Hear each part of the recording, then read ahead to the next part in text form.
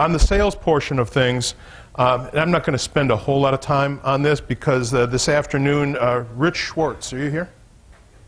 Great. You're talking this afternoon, aren't you? We are. All right. So, you know, on the sales side of things, and I understand you're talking about personality types. So you're using DISC profiles and those kinds of things? Yeah. Similar to that? All right. So I mean, there's a lot of wonderful tools, you know, that PASBO offers, and I'm glad you're going to be talking about that. I just wanted to touch a little bit about what we've identified as probably a simple sales process. Our focus here for each one of our clients is to sell the relationship and negotiate the order. If you work through the goal to be able to build the relationship with customers, you will move them to clients, and you're building that relationship. So there's really 4 steps in a sales process. It's really simple. You first qualify the lead. I would do everything I can to be able to do that before we meet face to face. Then I've really broken this down, all of the sales process, whether it's my salespeople or whether it's my clients' people. It's qualify the lead before you go, understand their current situation during meeting number 1, and then find out what they want. What is their desired outcome? By the way, these pens that I gave to each one of you, these are magic. They're magic wands. If you go to your customer and say, or your prospect, and say, if I had a magic wand and I could do this and deliver anything you wanted, what would it be? Now they're going to give you their pain.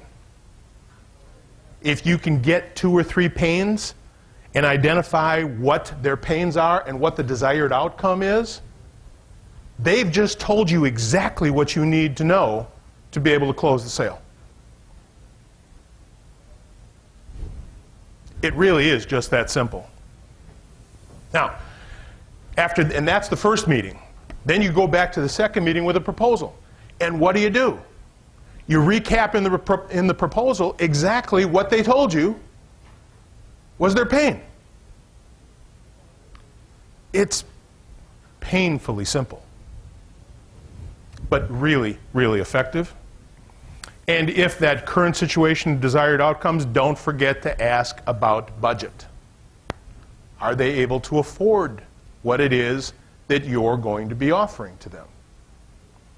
Now, we've had a little tool that we use, that the formal proposal where we actually present numbers, we've already closed the deal because we make interim phone calls to the people that are decision makers, and we just touch base with them. Say, we just want to make sure our proposal is complete. Here's what we're thinking about. Is there anything else we need to consider? Or do you see any issues? If you've got salespeople that you're training, it's an amazingly powerful tool. Anyway, so a little bit about sales. Some of the sales metrics. Number of appointments that they actually go on. Any of you ever set an appointment? And so now we've set appointments like in the marketing side of things, but they cancel it, they weren't there when you get there.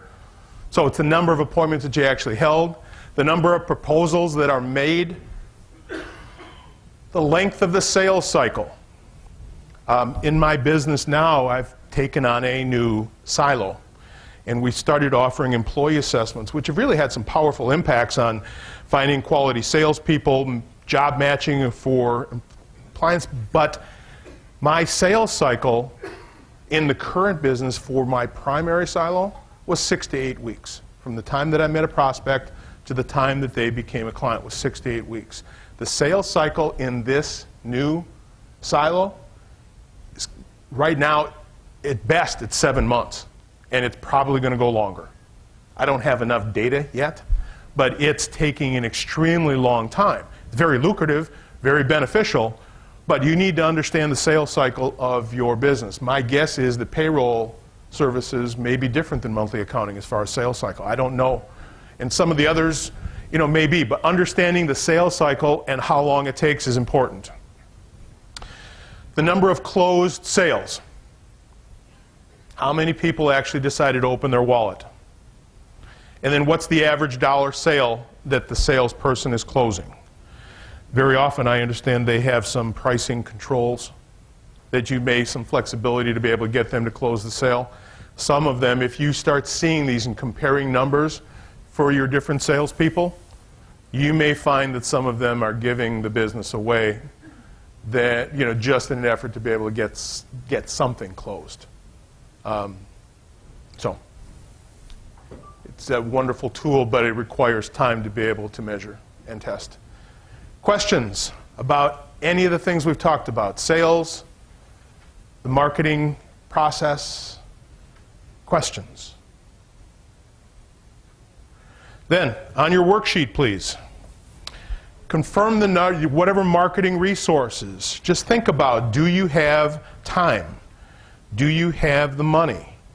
Do you have people? Do you have the capacity? And do you know your ideal client?